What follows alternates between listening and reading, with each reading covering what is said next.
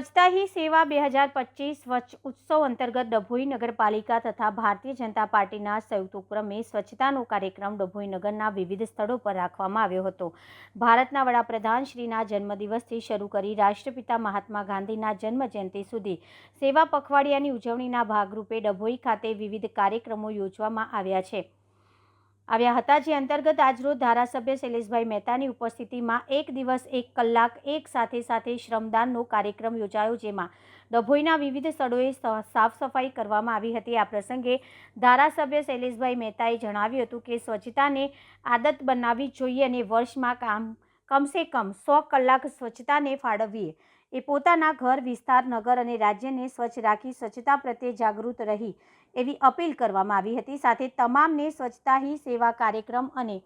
સેવા પખવાડિયાને સફળ બનાવવા બદલ અભિનંદન પાઠવ્યા હતા। આ પ્રસંગે ધારાસભ્ય શૈલેષભાઈ મહેતા સાથે ચીફ ઓફિસર જયકિશન તડવી તથા VJKM self finance college of BSW Dabhoi તથા VJKM self finance college of MSW ડભોઈના મોટી સંખ્યામાં વિદ્યાર્થીઓ તેમજ કિરીટભાઈ વસાવા, મહિલા મોરચાના પ્રમુખ સોનલબેન સોલંકી તથા ડભોઈ નગરપાલિકાના મેનેજર મહેશભાઈ પરમાર સહિત પાલિકાના કર્મચારીઓ ઉપસ્થિત રહ્યા હતા। सेवा ही स्वच्छता पखवाड़िया अंतर्गत 17 सप्टेम्बर थी 2 ऑक्टोबर सुधी એટલે કે આપણા વડાપ્રધાન નરેન્દ્રભાઈ મોદીના જન્મદિવસથી મહાત્મા ગાંધીજીના જન્મદિવસ સુધી 15 દિવસને એક પખવાડિયા તરીકે સેવા પખવાડિયા તરીકે ઉજવવામાં આવી રહ્યું છે। એના ભાગરૂપ આજે અહીંયા સ્વચ્છતાનો કાર્યક્રમ ડભોઈ નગરપાલિકાના અને ભારતીય જનતા પાર્ટીના સંયુક્ત ઉપક્રમે રાખવામાં આવ્યો છે। અને આપ જોઈ શકો છો કે અહીંયા ગાર્ડનમાં